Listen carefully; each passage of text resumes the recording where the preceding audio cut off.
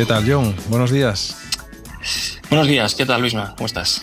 Bien, pues aquí yo desde Gijón. ¿Tú desde dónde estás hoy? Desde Madrid. Bueno, estoy pues en la oficina en estos momentos. ¿Buen tiempo por Madrid? Buen tiempo. Ayer tuvimos un día así un poco inestable, pero hoy sí, suben las temperaturas. Bueno, aquí en Gijón está fresquito hoy, así que bueno, vamos a ver si nos llega el verano, no sé. Qué envidia. No sé cuándo. Bueno, pues lo primero, lógicamente, dar las gracias a John por cedernos este espacio de su mañana de viernes, que me imagino que será, bueno, complicada en la agenda, y estas sesiones que hacemos pues con profesionales del mundo del dato, de la inteligencia artificial desde DIVE, que las hemos denominado DIVE Data Sessions, para sobre todo acercarnos a estas personas profesionales que trabajan en este ámbito del conocimiento y de la tecnología, y lógicamente pues poder aprender un poquito de ellos. Así que gracias, John. A vosotros por la invitación, y un placer estar aquí y compartir un ratico de viernes con vosotros. Oye, ¿quién es Jon Ander Veracoechea? Bueno, pues soy un donostierra de pro, que llevo ya muchos años afincado en Madrid. Hace poco hice 46, con lo cual ya pues peino unas canas. Tengo un par de hijas pequeñas. ¿Y qué más te puedo contar? Pues soy un cocinero aficionado. Me gusta mucho cocinar y comer. Y un jugador de juegos de mesa frustrado. Digo frustrado porque los que están en la afición saben que tendemos a comprar más que jugar, ¿no? Con lo cual casi somos coleccionistas de cajas en casa, lo cual no nos impide seguir comprando, ¿no? Así que, pues sí, ese es un buen resumen. La gente, lógicamente, que nos está escuchando ahora, que está escuchando el directo y que después escuchará la parte de podcast, ¿no?, que dejamos para que la gente lo pueda escuchar cuando quiera.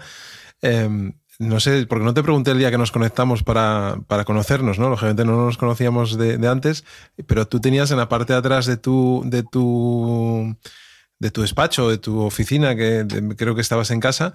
Yo vi allí no te lo pregunté en ese momento, pero vi infinitas cajas. Bueno, pues lo que te cuento es cierto, ¿no? Porque sí, la verdad es que es una afición muy bonita. La verdad es que es algo que es surgió muy de adulto. Es decir, yo no crecí jugando a juegos de mesa, ¿no? Pero he descubierto esta afición que es preciosa, ¿no? Es una manera, además, supongo que de separarse un poco de la tecnología, ¿no? Porque al final estás tocando cartas y cubos y trozos de cartón. Pero es cierto que es, bueno, pues una afición que se mueve muy rápido, salen novedades constantemente y no es fácil pues conseguir o juntarte con los amigos, ¿no? Pues que ya tienen pues sus familias, sus hijos, sus circunstancias, ¿no? Es difícil, con lo cual pues uno acaba coleccionando cajas, como viste en mi fondo de pantalla, en muchos casos sin abrir, que es un poco el gran drama de mi vida, no ser capaz de jugar más a todo lo que me gustaría jugar. Pero bueno, en fin, me divierte mucho. Es una manera de relajarme. ¿Sí? Yo tengo aquí al lado de mi casa en Gijón, hay una tienda que se llama Capua Hobbies, que es una tienda de estas clásicas de maquetas, de maquetación, pero también tiene muchos juegos, muchos puzzles, tal, y tienen juegos de mesa, muchos juegos de mesa, y tienen justo en la parte de atrás, tienen una sala enorme, muy, muy grande, donde la gente va a jugar a este tipo de juegos, ¿no? Y es curioso porque yo nunca me he acercado a él, pero bueno, que simplemente como anécdota, aquí a 50 metros de mi casa podrías venir a jugar a alguno de esos juegos que tienes ahí sin abrir. Y bueno, si soy miembro de un club, es complicado, es verdad, es difícil encajar, ¿no? La parte bonita del hobby es, bueno, pues estar con tus amigos, ¿no? Alrededor de quizás de la comida, ¿no? Que es otra gran afición, ¿no? Y jugar a algo que es es una actividad muy social, muy divertida, ¿no? Los juegos de mesa son muy sencillos, o sea, no son juegos de 7 horas jugando a un juego de guerra, ¿no? Son cosas relativamente sencillas y muy divertidas, ¿no? Pero que no es sencillo en la vida que llevamos hoy en general, ¿no? Juntarse con los amigos, cual pues uno acaba con cajas y cajas en su casa. Bueno, o preparando una buena comida como buen vasco, preparando una comida para disfrutarla en compañía también, ¿no? Ese es un poco ese es el gancho, ¿no? Veníos a comer, que entonces saco un juego, ¿no? Es el precio a pagar. Coméis, pero me echéis una partida aquí a esto que os quiero sacar. sea, es mi estrategia para... Sí. Y sin ninguna máquina que interprete las funciones, ¿no? Ni nada. Un humano no, que... bueno, sí, la verdad que como todo en esta vida, al final siempre hay algunos juegos que se... Con las tabletas y tal, siempre hay algunos juegos que se valen de las tabletas para llevar, en fin, a la contabilidad y tal. Pero en general a mí lo que me gusta es tocar piezas, tocar chips, cartones, cartas. Y en general, pues estos juegos que son híbridos, pues la verdad es que, en fin, ya pasamos bastantes horas con las pantallas, ¿no? Y, en fin, no es el punto. Muy bien. Oye, esta es una manera de conocer un poco más a la persona que está al otro lado, ¿no? Y quitarle ese halo de la parte tecnológica y del día a día, lógicamente, que estás metido trabajando en ello, ¿no? Pero siempre me gusta preguntar un poco y irnos muy hacia atrás, ¿no? Al final, cuando uno empieza a desarrollar su actividad profesional, siempre digo que siempre hay momentos en la vida pues en los que tienes que tomar decisiones. A veces esas decisiones son conscientes y otras no lo son tanto, ¿no? Pero si nos vamos al John Ander de hace unos años o hace unos cuantos años, cuando eras joven y empezabas a tener inquietudes y empezabas a estudiar, a ir al colegio, a la escuela. ¿Cómo evolucionó John como niño, como adolescente? ¿Y cuándo te empieza a picar el gusanillo de la tecnología? Si es que en ese momento ya ves algo claro o no, o llega en el camino. Bueno, creo que fue inconsciente, pero tampoco fue un camino, en fin, que retrospectivamente pueda verlo y toda mi vida se orientó hacia este momento, ¿no? O sea, al final creo que la vida tiene muchos puntos de serendipia y en ese momento, pues, para mí, el camino de la ingeniería, pues, resultó relativamente natural, ¿no? En fin, pues, como muchos chavales, ¿no? Lo típico, ¿no? Pues trasteaba con los ordenadores, di que en general trasteaba porque lo que quería era jugar a videojuegos. O sea, que tampoco te imagines, digamos, programando en ensamblador, ni mucho menos. Pero bueno, sí que tenía una cierta querencia pues, por el mundo científico. Mis padres y algún miembro de la familia más, pues, en fin, habían estudiado carreras de ciencias, con lo cual, pues, cuando llegó el momento, pues, el camino casi sin hacer una reflexión muy profunda fue encaminarme por la ingeniería, ¿no? Yo pienso que en el año 94-95, que es cuando yo pues, empecé supongo, a tomar una decisión sobre esto, claro, pues eran los años en los que Internet pues, estaba explotando, ¿no? Las primeras veces que nos conectábamos a Internet. Y digo yo, pienso que eso es lo que me empujó hacia las telecomunicaciones, que fue la ingeniería que acabé haciendo. Y en lugar de pues hoy industriales o informática, que podrían haber sido caminos perfectamente viables. ¿Sí? ¿De qué quinta eres, John?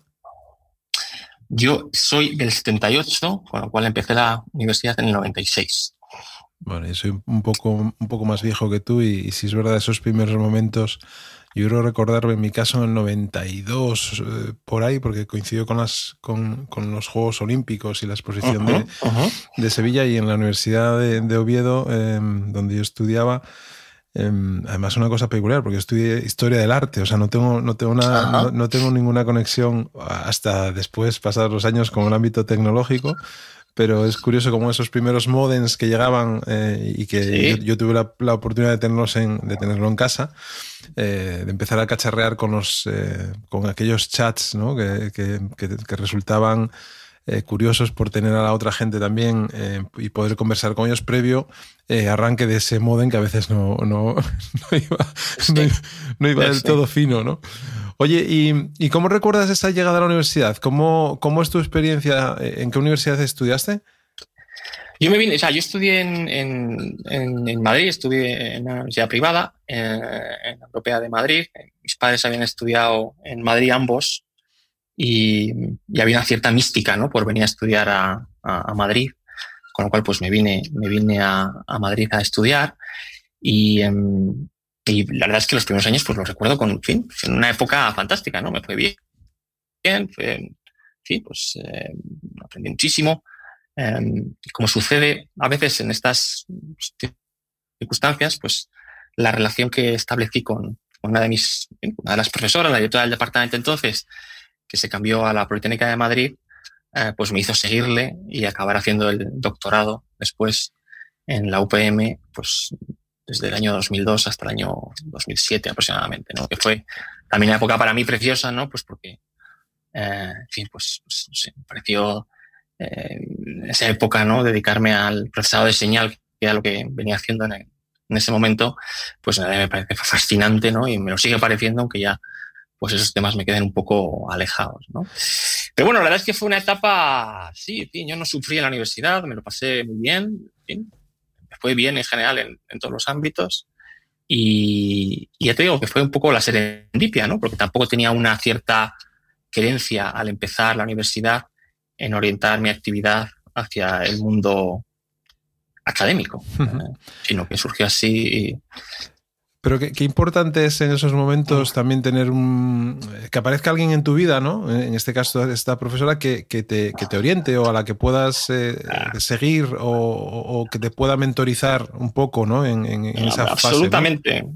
Sí, yo creo que, en fin, o sea, yo creo que acabé haciendo procesado de señal siguiendo a la persona más que a la temática, ¿no? Si esta persona hubiera hecho pues microelectrónica, pues hubiera acabado haciendo la tesis en microelectrónica, ¿no? Pero bueno, teníamos una relación, era una fantástica directora de tesis. En fin, prueba de ello es que terminando la tesis, pues mantenemos una excelente relación, ¿no? Que a veces no suele ser el caso, ¿no? Las tesis son siempre periodos pues, muy intensos, ¿no? Y las relaciones a veces sufren estos periodos, ¿no? Y para mí fue pues a mí fue una etapa fantástica como trabajamos juntos, ¿no? Y de alguna manera también, pues casi ese fue el principio de mi introducción al sector industrial, ¿no? Yo, una vez en la universidad, pues yo creo que en primera instancia tenía la intención de encaminar mis pasos por el mundo académico, ¿no? Y me gustaba publicar, me gustaba la investigación. Pero es verdad que esta persona pues cambió de universidad, ¿no? Salió una plaza en otra universidad y me quedé pues un poco solo en un departamento donde la mayor parte de la gente trabajaba en procesado de señal en el ámbito de las comunicaciones. Yo trabajaba en el mundo del audio y ese fue un poco pues el germen de cuestionarme, ¿no? ¿Y qué hago ahora, no? Sigo, estoy un poco, digamos, he perdido un poco ahí en este sentido de la referencia, ¿no? Y fue en ese momento, pues que ese año 2005, 2006, cuando estaba redactando la tesis, que fui consciente de este rol que empezaban sobre todo en España, ¿no? En otros sitios había sucedido antes, ¿no? De buscar personal o personas con formación científica, ¿no? Y doctores en el ámbito de la valoración de derivados, ¿no? Los famosos quants que nos llevaron a la crisis económica del 2008. Antes de Lehman, pues los bancos empezaban a buscar ese tipo de perfiles, ¿no? Y fue el momento de decir, pues igual esto es un tema que me parece interesante, ¿no? La matemática es interesante. Y me puse a empollar pues temas de matemática financiera y ahí pues hice el salto al mundo bancario en el año 2007 y hasta ahora, ¿no? Pero, en fin, de nuevo, una vez más, un momento, digamos, donde no planificado, ¿no? Sino que las circunstancias han llevado. Y ese momento, ese momento de primera oportunidad laboral, ¿no? Más allá de la parte investigadora en la que te iniciaste, ¿cómo la viviste? ¿Fue de esta manera tan natural que la estás contando o hiciste una búsqueda? No. Dices el proceso de búsqueda. Sí, el proceso de encontrar ese primer trabajo, esa primera oportunidad de que, lógicamente, te reportaron sueldo, ¿no? Te reportaron unos ingresos. A veces, cuando estás en un ámbito académico o previo universitario, lógicamente, pues a través de las universidades puede haber becas, convenios, o no, o uno que es activo y se busca las habichuelas para tener esa primera oportunidad o simplemente por un contacto que a veces se llega y dice, oye, pues mira, aquí están buscando esto, ¿no? Simplemente son esas situaciones en las que un joven tiene que enfrentarse a esa primera oportunidad. ¿Cómo fue en tu caso? Bueno, a ver, pues sí, la verdad es que en general, pues en aquella época no había muchos bancos en España que tuvieran el volumen, digamos, como para justificar equipos quants muy grandes. Básicamente había dos. Y bueno, pues la verdad es que me puse a investigar las páginas web, quién conozco allí, contactos. Y yo pues no me acuerdo muy bien, pero creo que fue al final, pues yo creo que pues a través de alguien, yo creo que conocí a un correo electrónico de alguna persona dentro del Banco Santander, a la que le escribí explicándole, oye, pues mira, soy fulano, esta es mi situación, esto es lo que sé, esto es lo que he estudiado. Y bueno, pues tan buena fortuna que este hombre me respondió y eso derivó en un proceso de selección, pues esa selección pues muy particular, ¿no? Porque las entrevistas para Quant en aquella época eran pues estas de, pues no sé cuántas entrevistas, igual 16, 18 entrevistas, ¿no? Con todas las personas de la sala, ¿no? Pero bueno, me fue bien, tuve suerte, ¿no? Estas cosas a veces, en fin, te sale una bien, te salen dos bien, te animas, ¿no? Te vienes arriba, te sale 3, 4 y, en fin, y vas, ¿no? Pues haces un trabajo digno, ¿no? Y al final, pues entré a trabajar. Pero bueno, la verdad es que no había un plan B en el sentido de que, pues, de no haber sido en una de estas dos instituciones, pues no creo que, fíjate, no sé qué es lo que hubiera hecho, porque no había muchas más alternativas en aquella época en el sector financiero español. Supongo que ahora será bastante diferente. ¿Y cómo das el salto a esa oportunidad que te llega después de unos años trabajando en el Banco Santander, de irte, cruzar hacia el otro lado del Atlántico y irte a Estados Unidos? Bueno, a ver, el paso al Santander fue, o sea, yo creo que es un paso en sí, el trasladarme a la sala fue un proceso muy difícil para mí, ¿eh? O sea, después de venir del ámbito académico y de estar, pues eso, publican, ¿no? Y los papers se los lee alguien o no, pero en fin, la sensación de accountability pues es limitada, ¿no? Y la entrada a la sala de trading, a la valoración de derivados, ¿no? Pues la verdad que para mí eso es que me marcó en el sentido de que fue un aprendizaje tremendo, en el sentido de que, en fin, o sea, me costó muchísimo cambiar no sé cómo decir, la manera de abordar los problemas desde el mundo académico a este mundo que es tan particular, ¿no? En fin, yo recuerdo la primera vez que, pues, sobre todo porque joder, caramba, había un nivel de accountability tan directo, ¿no? O sea, cuando cometías un error, tu código no era directamente extrapolable a un impacto en euros, ¿no? Que para una persona, un chaval joven, pues tendría 20 y pocos años en aquella época, pues me parecía una cantidad ridícula de dinero, ¿no? Entonces, pues, la primera vez que se me ha quedado grabado, ¿no? La primera vez que tuve que ir donde un trader a decirle, pues mira, tengo un error en el código, no hay duda, o sea, no hay manera de esquivar esta situación y tu cartera vale pues 80.000 euros menos, pues que recuerdo que casi vomito por el camino, o sea, una sensación, ¿no? De un crecimiento. Pero bueno, la verdad es que, oye, pues con los compañeros, ¿no? Y en general, a diferencia de lo que sucede en las películas donde la gente que está en la sala de trading pues parece gritando y tal, en fin, la gente en la que me encontré allí fue gente de lo más normal, ¿no? Y al final pues acabé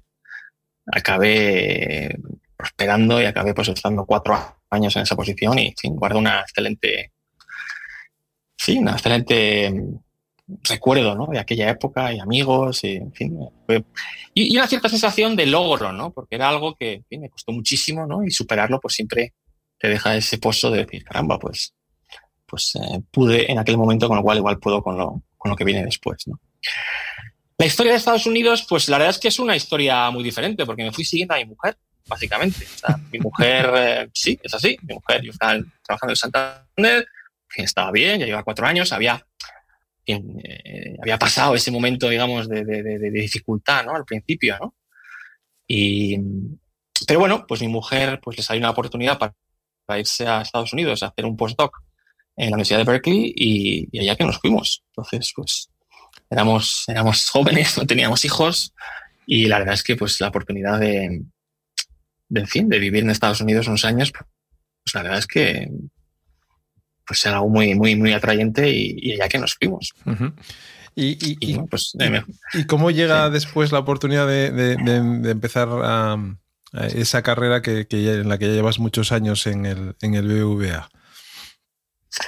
Bueno, a ver, después de unos años en Estados Unidos, donde estuve en Moody's, fueron años también interesantes, ¿no? Porque son años en mitad de la crisis financiera de 2011, que era cuando, ¿os acordáis? Pero las agencias de rating tenían, pues, bueno, estaban castigando la deuda europea, ¿no? Y pues, era un momento también de mucho interés profesional, aunque también de mucho estrés, ¿no? en la actividad, ¿no? Pero bueno, al terminar aquella época, pues, pues por circunstancias familiares, pues nos tuvimos que volver a Europa y volvimos y pues de nuevo de la serendipia, yo creo que a través de un correo que encontré, pues escribí a una persona que estaba trabajando en el BBVA, debe ser alrededor de 2013, una cosa así.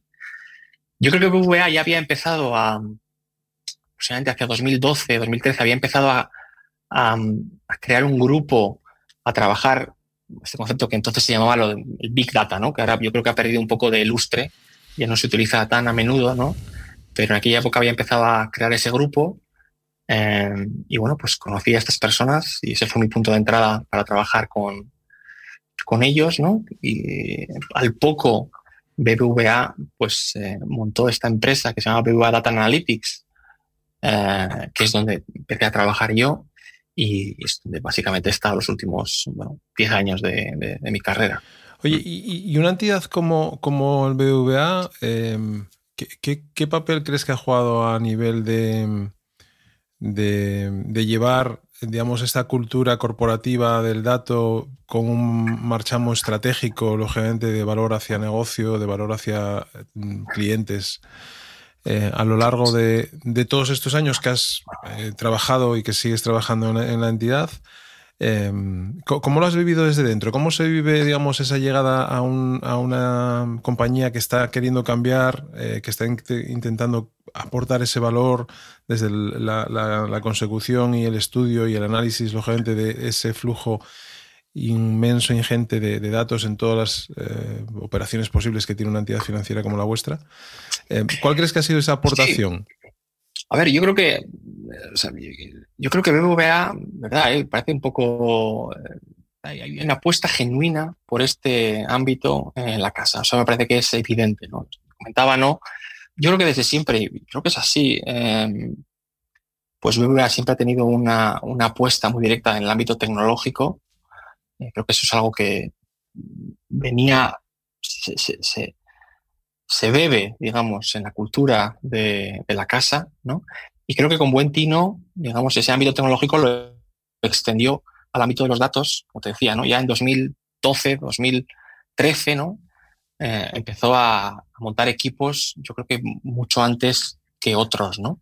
Y tuvo la presencia de ánimo de crear una compañía en el 2014, que es donde empecé a trabajar yo, y que, oye, pues yo creo que ha ayudado mucho a empujar los ámbitos de datos y analítica e inteligencia artificial en la casa, ¿no? En fin, no sé, hace 6 años yo creo que de nuevo adelantándose un poco a las tendencias que después se han visto, bueno, pues yo creo que macheadas o igualadas por otras instituciones, ¿no? Pues fundó o montó la división de datos reportando al máximo nivel, reportando al presidente, ¿no? Mi jefe reporta al presidente del grupo para dar manifiesto, ¿no? Para poner de manifiesto la importancia que tiene los datos en toda la actividad de BBVA, ¿no? A ver, los datos yo creo que no es un tema nuevo, ¿no? O sea, los bancos han venido utilizando los datos, pues yo creo que toda la vida, ¿no? De alguna manera son entidades que manejas, que siempre manejan cantidades ingentes de datos y con gran criticidad, ¿no?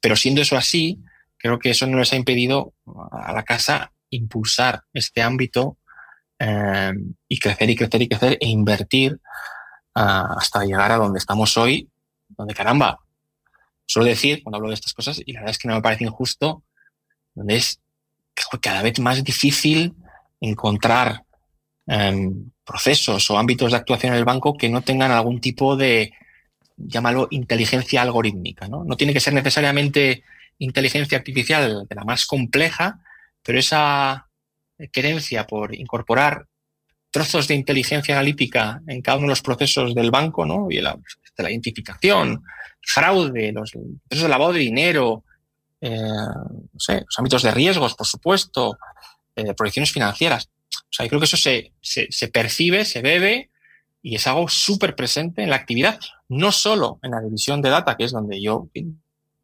trabajo, sino en las unidades con las que trabajamos nosotros y que son pues nuestros partners en estas aventuras, ¿no? Y gestionar, digamos, toda esa cantidad de personas que han ido incorporándose a vuestra entidad, ¿no? Porque cuando, me imagino que en los 7 años que pasaste, o 7 años y medio en la parte de BBVA Data Analytics, ahora denominado BBVA Factory, ¿no? Factory, iFactory. eso es. ¿Cómo evolucionasteis en personas? Porque cuando tú escuchas que una entidad como el BBVA tiene, no sé los que sois ahora exactamente, ¿no? Me invento el número, 800, 1000 científicos de datos o 1000 personas que están vinculadas con esta disciplina, dices tú, ¿y cómo se hace por organizar todo eso, ¿no? Sí, bueno, a ver, yo creo que insisto, creo que aquí una de las, a diferencia de lo que a veces sucede en otras instituciones, ¿no? Es una pregunta que suelo hacer, ¿no? ¿Y cómo estáis organizados, no?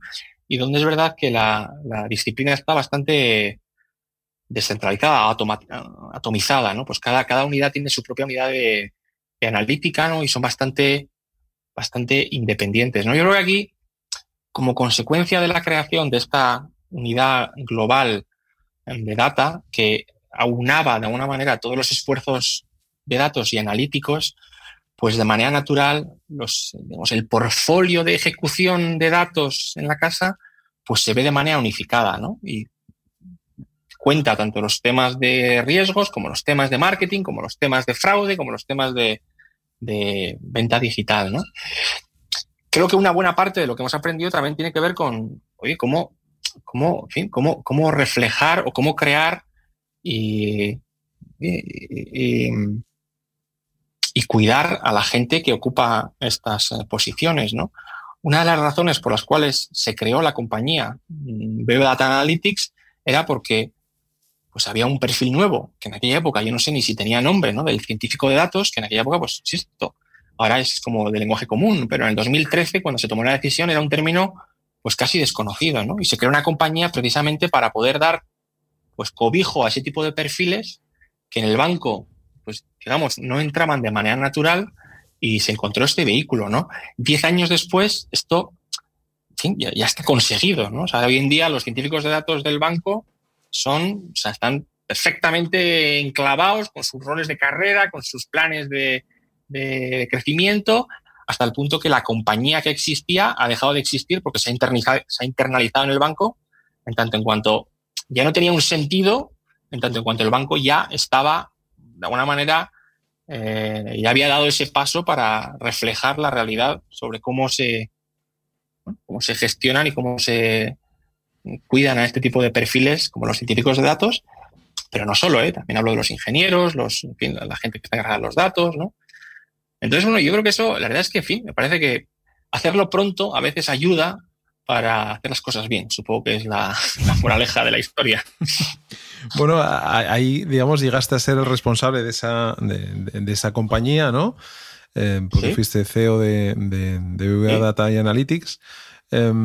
¿Qué crees que es lo más complicado cuando uno tiene que una posición de dirección, de ejecución, a la hora de cumplir objetivos? Yo siempre digo que gestionar personas es complicado y a mí me parece una de las artes más, no sé, más... por un lado, más gratas, pero a veces que también te puede llegar a frustrar, ¿no? Cuando gestionas equipos y tienes que alinearlos y lógicamente hay unos objetivos por cumplir, unas áreas, etcétera, etcétera. ¿Cómo viviste esa etapa? No puedo estar más de acuerdo, Luis. Más, yo creo que es verdad que somos la gente que venimos con un perfil pues muy técnico, ¿no? Pues muy de programar, de estar muy pegado al problema. Es verdad que puede existir la tendencia a despreciar, entiéndeme, pero una sensación de decir, oye, pues el que se dedica a gestionar personas en realidad tiene es su papel secundario, ¿no? Porque lo que realmente importa es programar y hacer las cosas y la entrega, etcétera, etcétera, ¿no?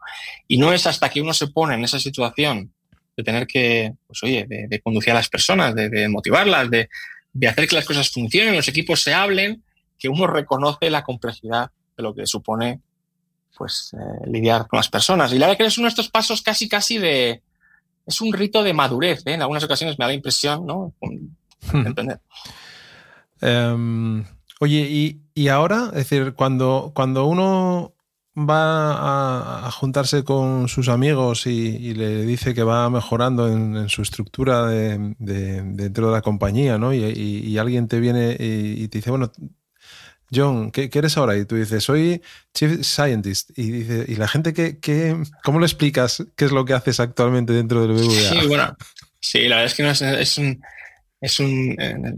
tiene sus matices para explicar, ¿no? Es verdad que es un puesto de creación bastante reciente, ¿no? Yo hasta hace poco, pues hace unos pocos meses, era el responsable de toda la disciplina, que venía a ser un poco el grupo que aunaba a todos los científicos de datos de las diferentes especialidades, ¿no? Con lo cual estaba pues más pegado a la ejecución, más pegado quizás a la construcción de las herramientas, ¿no? de las formas de trabajo, de los temas regulatorios, de los temas de formación, etcétera, etcétera. O sea, está más pegado a la acción de alguna forma, ¿no? Pero es verdad que desde hace unos meses pues tengo este rol de Chief Scientist, que es un rol que todavía creo que estamos construyendo, estamos viendo, nos parecía importante darle foco dentro de la compañía. Y yo lo entiendo como es un papel, digamos, una perspectiva un poco más estratégica, ¿no? Es un rol que me permite pues estar un poco más conectado con el ecosistema de fuera, en un momento donde pues, la disciplina, en general, la inteligencia artificial, y en particular, pues ahora con la revolución de la IA generativa, pues se mueve a una velocidad astronómica, ¿no? Con lo cual, pues, una de mis atribuciones tiene que ver con la conexión con el mundo exterior, lo cual tiene que ver con otras entidades financieras, el mundo, si quieres, más fintech, pero también el mundo regulatorio, ¿no? Todas las instituciones que tienen que ver con cómo se regula la inteligencia artificial, en particular en el mundo financiero, pues ahí, digamos, el nivel de interacción lo suelo llevar yo, ¿no? Uh-huh. Lógicamente, todo esto que acabas de decir también, esta vertiginosidad que vivimos, no sé si está bien dicho esa palabra, Sí, pero este sí. momento que a veces es como decir, ostras, están ocurriendo tantas cosas a la vez que me pierdo muchas de ellas, ¿no? No soy capaz de seguir lo que está ocurriendo.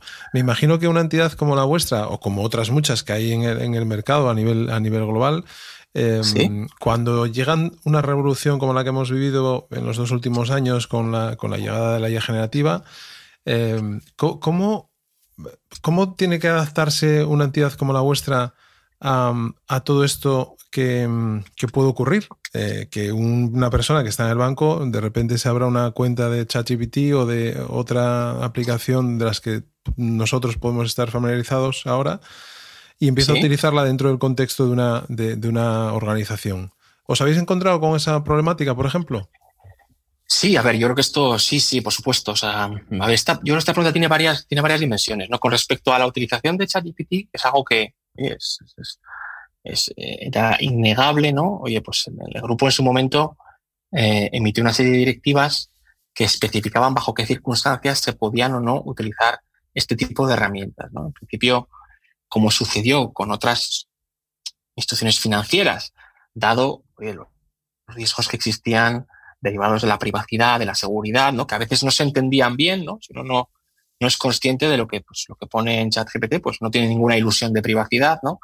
Hubo una prohibición expresa de utilizar las herramientas, pero como somos, muy creyentes en que la evolución de la tecnología y la evolución de los diferentes roles se va a apoyar en este tipo de herramientas, se creó un vehículo por el cual aquellas unidades, aquellos equipos que tenían un caso de uso de alguna manera que tenía sentido de utilizar a través de este tipo de herramientas, pues pudiera solicitarlo, ¿no? Y fue una explosión de solicitudes a la que hubo que hacer frente.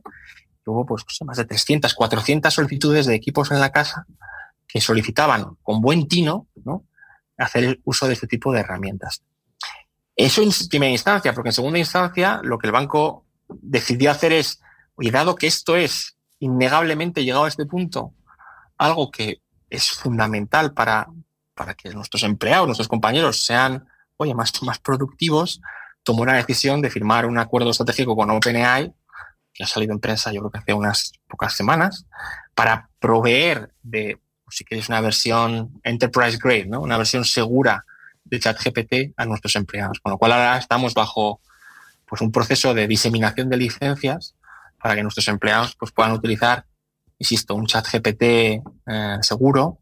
Y la verdad es que es fascinante, ¿eh? El proceso en el cual, ¿no?, le provees a equipos con herramientas de alguna manera genéricas y qué tipo de soluciones encuentran para cosas que a priori jamás se te hubiera ocurrido que podía servir, ¿no? En fin, o sea, yo estoy suscrito a la comunidad de práctica que ha surgido a través de esta iniciativa y son, vamos, decenas y decenas de correos todos los días de la gente discutiendo sobre diferentes opciones de cómo utilizarlo en el día a día, ¿no? O sea, una explosión extraordinaria. Y eso internamente después, ¿cómo lo que puedas contar, lógicamente, es decir, ¿cómo articuláis esos posibles casos de uso que se detectan desde el negocio cuando la gente te dan la oportunidad? Yo siempre digo que estas herramientas son como un superpoder, ¿no? Es decir, como ¿Sí? si lo llevamos al mundo de las cartas, ¿no? Es como si cogieras una carta que venciera sobre otras o que tendría la posibilidad de vencer sobre otras en alguna circunstancia, ¿no? Entonces, ¿Sí? si tú le das esa herramienta a un equipo, lógicamente ese equipo puede probar, puede testar, puede desarrollar ideas, soluciones, pero eso después internamente, ¿cómo lleváis eso a desarrollarlo, a implementar una solución real que afecte a un tal? Y después lo enlazo con esta faceta divulgativa que acabas de empezar. ¿Sí? Bueno, ¿Sí? que yo conozca, acabas de empezar una en LinkedIn, pero Acabo de empezar. Sí.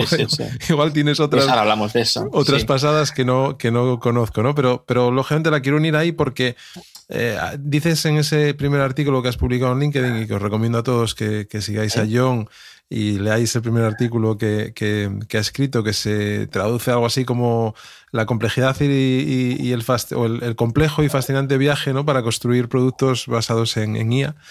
Sí. Que está muy bien, pero bueno, llevándolo, lo quiero unir con esto que te estoy preguntando, porque lógicamente cuando una cosa es tener una idea, otra cosa es que esa idea tenga avisos de que sea productizable y otra cosa es que esa idea sea productizable y sea escalable, ¿no? O se pueda desarrollar y pueda aplicar me lo invento, al global del grupo BBVA en este caso. Correcto.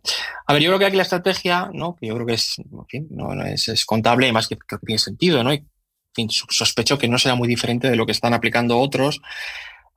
Tiene que entender que hay alguna serie de decisiones, alguna serie de proyectos que decidimos abordarlos desde una perspectiva más top-down, ¿no? Y hay una decisión consciente de, oye, pues construir una pieza,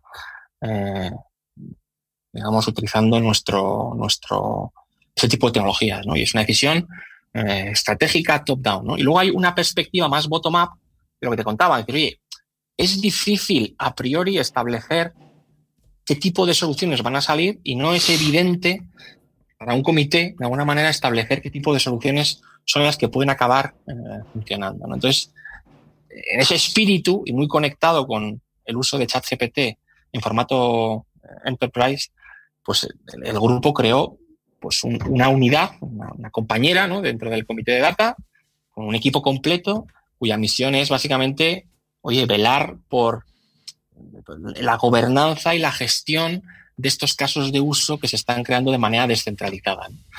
O sea, es decir, que no es, como tú decías, no me parece evidente el proceso de gobernanza de estos casos y el grupo se ha dotado de una estructura completa, que se llama Adoption, que tiene que ver con proporcionándole a los empleados herramientas genéricas, ayudarles, acompañarles y de alguna manera velar por el buen funcionamiento de que estas piezas que se van construyendo de manera descentralizada pues son lo que tienen que ser, ¿no?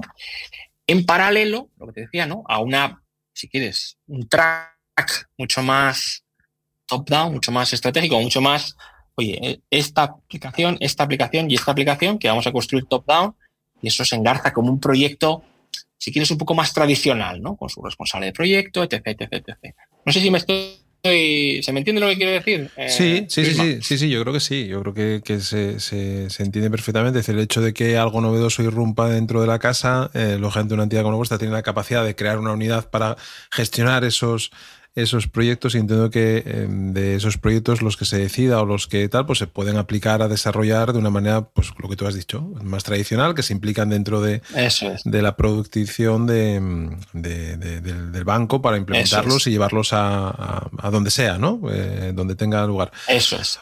Y hilando con esto, y en relación a esto que decíamos de esta faceta divulgativa, que yo creo que es muy... Sí. Yo te animo a ella, ¿no? Y creo que es muy importante. Sí. Porque seguramente que el feedback que has recibido, no sé si te imaginabas que ibas a recibir tanto feedback de esta primera publicación, porque... No, la verdad es que estoy... Sí.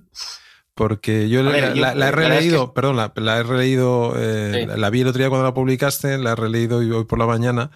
Y me he quedado con los comentarios, ¿no? Con la gente que te comenta y a la que tú le estás respondiendo educadamente a casi todos de ellos, que eso lleva su tiempo, que la gente piensa que no, pero estar pendiente de estas cosas. Pero yo creo que es muy importante esa labor, sobre todo desde una persona con tu experiencia, el hecho de que lleves pues cuentes cosas desde esa realidad de enfrentarte a esos procesos de implementar soluciones de inteligencia artificial, que como bien dices en ese artículo, pues muchos de ellos se quedan en el camino, ¿no?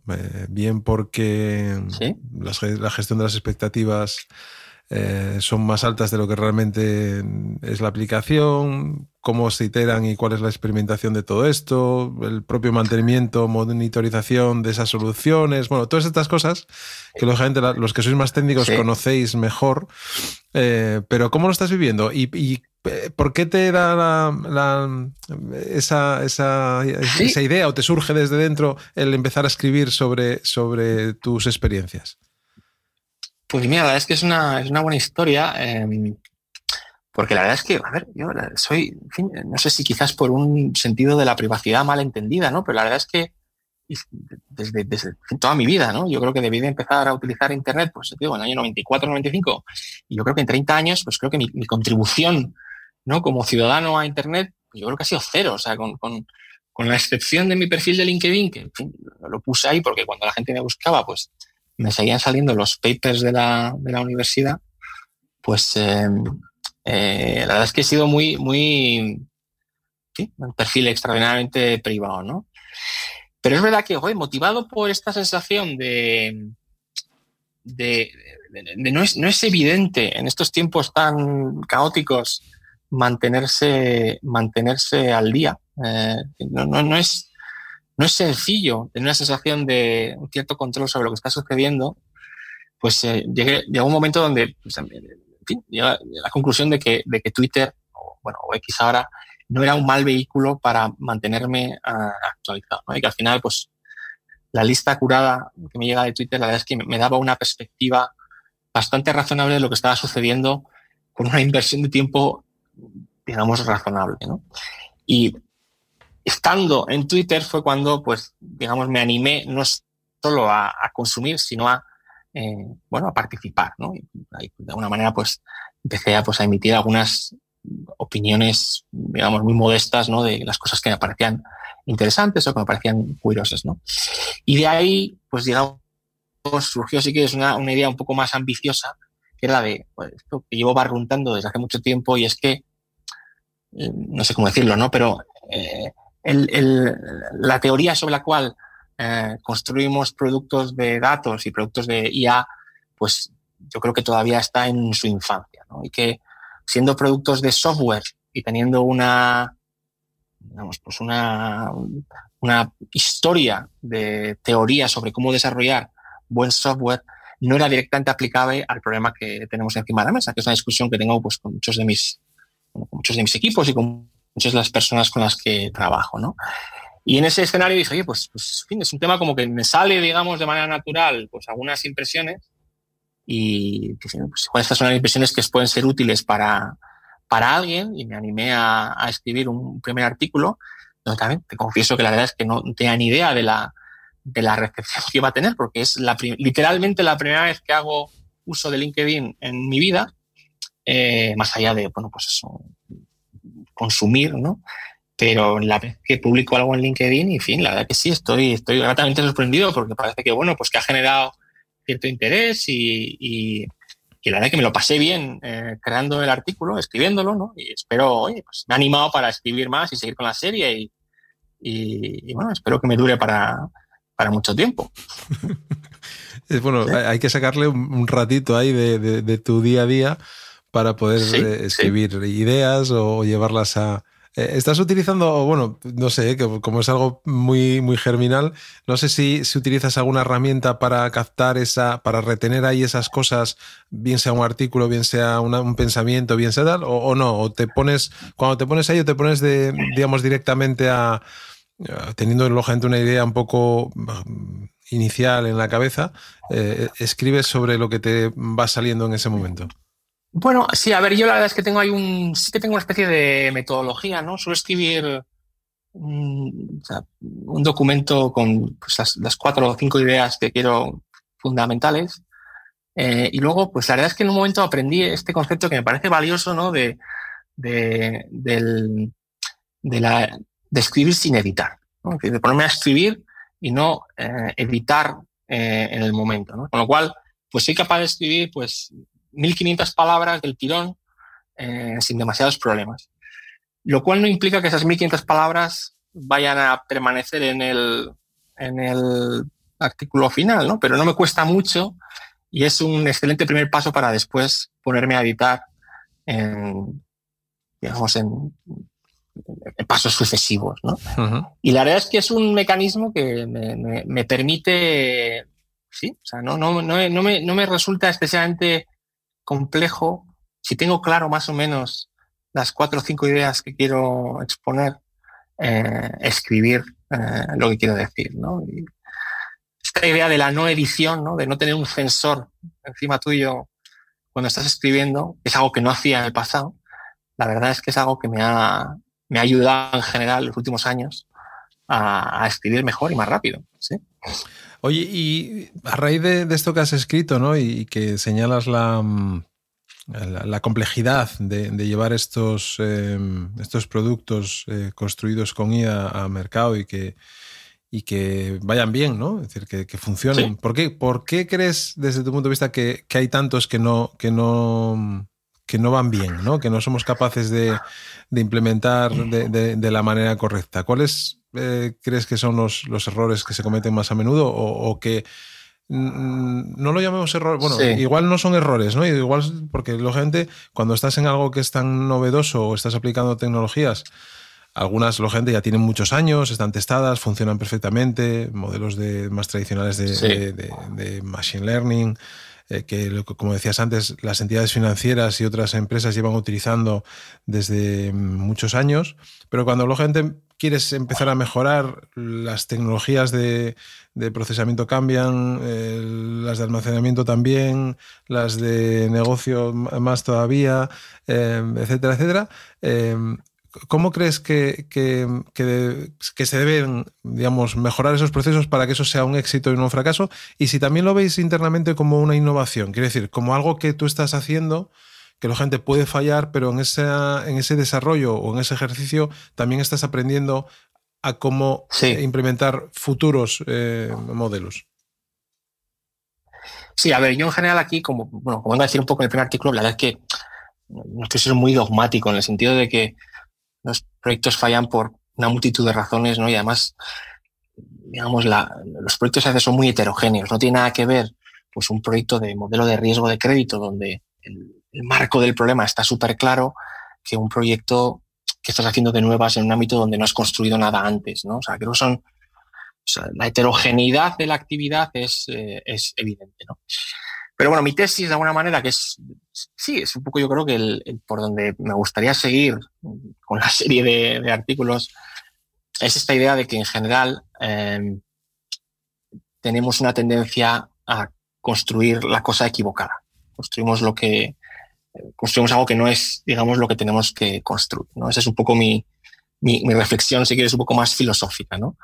No sé si es porque la disciplina o el ámbito es muy, muy novedoso o porque, pues, caramba, en general, la IA y estos temas son ámbitos donde todavía es difícil comunicarse en tanto en cuanto, pues, no está claro. A veces lo que parece fácil es difícil y lo que parece difícil es fácil, ¿no? Lo cual genera una serie de discusiones con los equipos de negocio que no siempre son fácilmente interpretables, ¿no? Con lo cual yo creo que ahí se genera un espacio de discusión que a veces te lleva a una primera aproximación al problema, y me parece que los equipos a veces pueden infraestimar las posibilidades de lo que se ha decidido construir sea eventualmente lo que se tenga que construir, ¿no? Y mi tesis es que un poco esta falta de comprensión de esta circunstancia, de alguna manera, que hay que desarrollar un poco más, ¿no? Pero te lleva a dedicar mucho tiempo a resolver el problema incorrecto, ¿no? Y entonces, pues, ese es un poco mi tesis, es cómo, digamos, cómo orientar tu actividad. Al final no deja de ser una reformulación de la agilidad vista desde el punto de vista de nuestro problema, para poder mitigar este problema, que por una parte pues suena evidente, ¿no? Pero que a la postre me parece muy relevante, de encontrar el elemento, la clave de lo que tienes que construir versus lo que tú creías que tenías que construir y que en realidad cuando lo construyes te das cuenta de que no vale para nada, nadie lo usa y es un auténtico catástrofe y el proyecto acaba en un fracaso, ¿no? Ese es un poco mi... Insisto, desde una perspectiva no dogmática, porque pues, esto no es aplicable a algunos problemas pues, donde el problema está definido desde el principio y aquí lo que hay que hacer es maximizar el modelo hasta la última gota. ¿Se entiende un poco lo que quiero decir? Se entiende. Sí. Con un poco de suerte lo expondré mejor el siguiente artículo. En mi siguiente artículo consigo, digamos, dar una forma un poco más... Pero bueno, por ahí quería orientar un poco la discusión. Muy bien. Oye, te voy a hacer la última pregunta y después voy a dar la oportunidad de si alguien que está aquí con nosotros escuchando nos quiere hacer una pregunta en directo, que lo haga, y si no, pues nada, cerramos, ¿vale? Pero aunque hemos hablado ahora de la adopción por parte del BVA de las licencias de OpenAI para la posibilidad de utilizar ChatGPT de manera interna, ¿cómo has vivido tú esta llegada de esta nueva ola, de este nuevo hype de la IA generativa, tanto a nivel personal como a nivel profesional? Es decir, ¿en qué momento crees que estamos? ¿Cuánto de lo que hay es usable para llevar realmente a negocio? ¿O todavía nos queda un camino en el que todos estos modelos se estabilicen, por decirlo de alguna manera?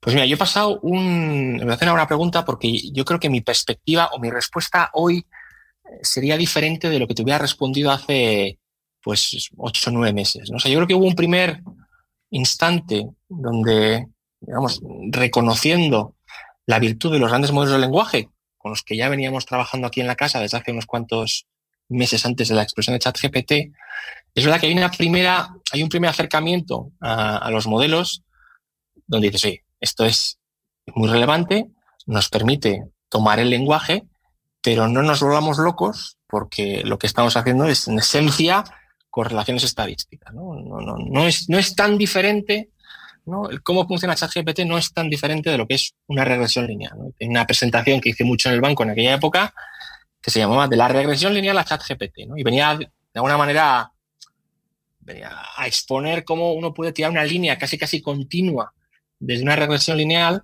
hasta el funcionamiento de pues, un gran modelo de lenguaje, ¿no?